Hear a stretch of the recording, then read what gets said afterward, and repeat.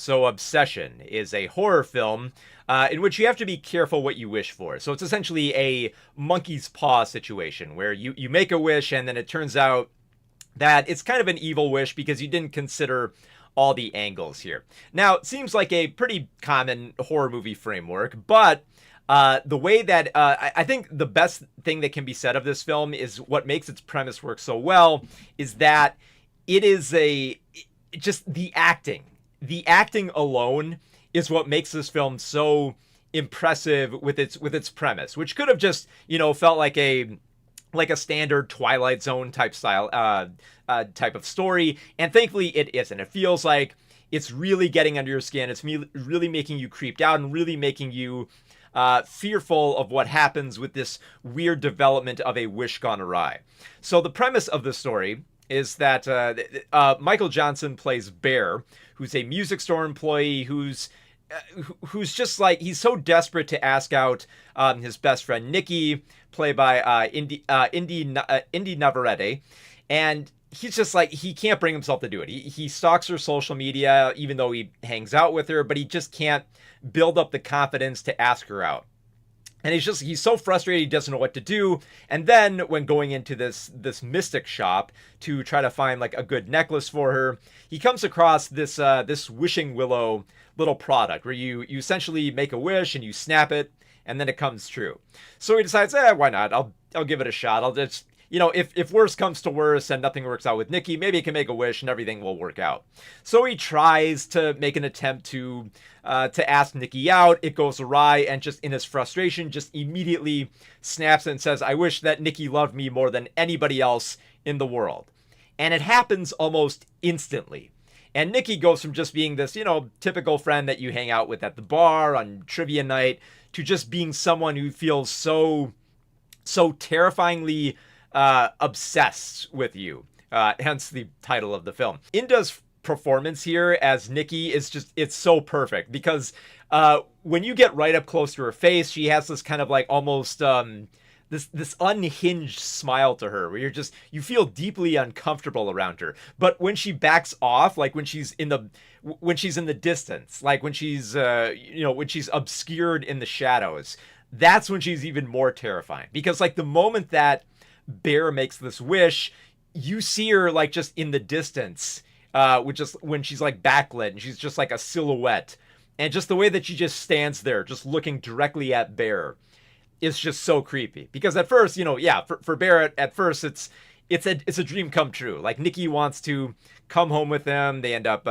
sleeping in the same room, they end up staying together, but there's always something off in this relationship. There's always a moment where Nikki kind of reverts a little bit, where she snaps out of it and she's just like, oh my god, what is happening? I'm stuck in a trance, help me. And then she'll just like snap back to being like, okay, it's fine, Bear, I'm here for you, I love you more than anybody else in the world. And the way that just that Nikki becomes just so possessive of Bear, just starts to worry his other friends, like Ian, played by Cooper Tomlinson. It kind of tries to encourage Bear, but it's just like a little creeped out by Nikki. And then you have Sarah, played by Megan Lawless, who kind of has a crush on Bear, but can't really confess it either, and just feels a little bit uncertain about what is happening with Bear and Nikki at this point.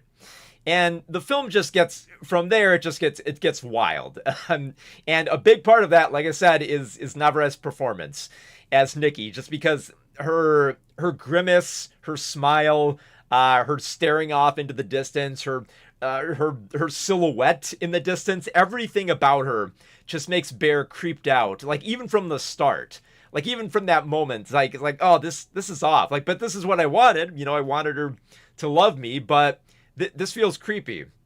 It's just Nikki isn't helping. She's making it more and more creepy. Especially when you figure out more of the logic behind this wish and how there really kind of isn't a way out of it.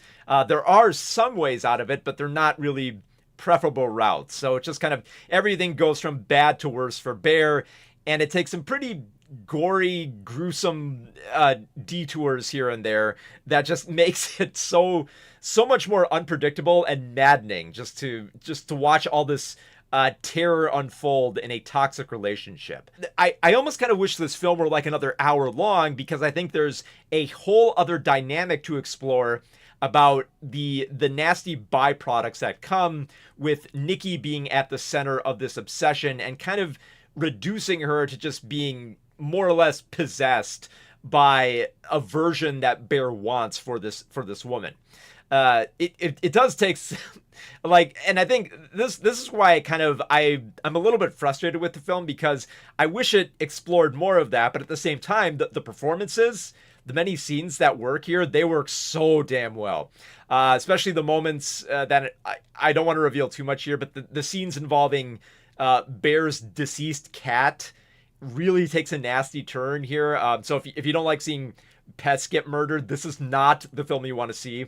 The way that Nikki kind of like asserts herself around Bear, like when all like the friends try to like get involved or try to tear them away, or just, try to get a little bit of distance from her, and the way that she just kind of like angrily stomps and tries to like work her way back into the conversation is genuinely terrifying. It's just, I think those are great scenes just on an acting sense. I think in terms of the story, like I said, I think there's more you could explore with this.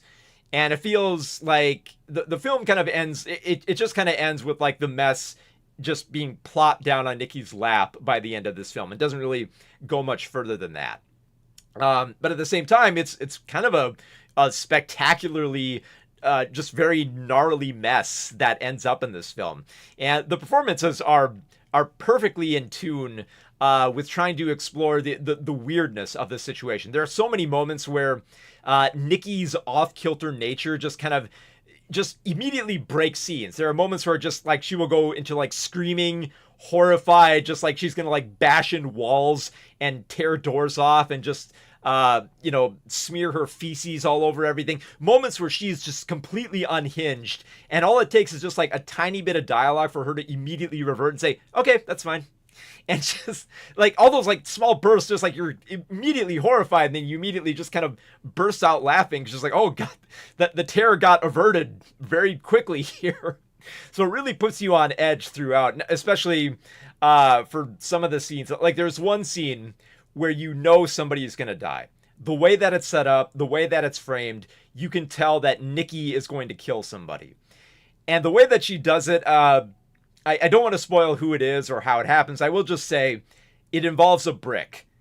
And it involves a body part getting smashed against that brick multiple times, like an absurd amount of times. You would not believe how long the scene goes on for. And I kind of dig it. I think, just Inda Navarreta's performance here is incredible. Like it's a stunning performance. I think that is on the level of something like Possession, where you're watching this woman descend into madness. Like it's on that same level of just this unhinged woman in a relationship where it feels like where she doesn't have control, but she's trying to assert as much dominance over it as she can, and then just watching Bear freak out about it and just realizing how horrible a mess he's gotten himself into. Not to mention that there's also a few offbeat moments regarding the wish logic. Like there's apparently like there's a shop that sells it, but like they're pretty cool with it. There's a number that you can call to address concerns, even though there really isn't much they can do about it. So I really dug the attention to detail here, and in a way that doesn't feel like it's diverting much to the plot, where it's posed in a way where it doesn't feel like they're too obsessed with the logic of the wishes. Because I've seen films like this where they become so obsessed with the wish logic that it diverts from any good performances or any truly scary scenes here, which I'm thankful for. Just Obsession is it's such a bizarre and very discomforting film where I think the acting really sells it, and it really creeps you out about this strange power dynamic in what could have been a fairly standard be careful what you wish for type of story. And it thankfully isn't that forgettable, especially for For such a like a very small budget film, there are some spectacular shots, and I especially love the way that Nikki is lit in this film, especially in the darkness, where you can always see a little bit of her face, or she's blending into the background just a bit, where you always feel like you have to keep your eyes on her, but you also kind of want to look away because you don't want to get caught in her gaze and just feel that you're that trapped as Bear in the moment there. So yeah, Obsession is just a very very creepy film with some fantastic performances, and just yeah, I dug the hell out of this movie.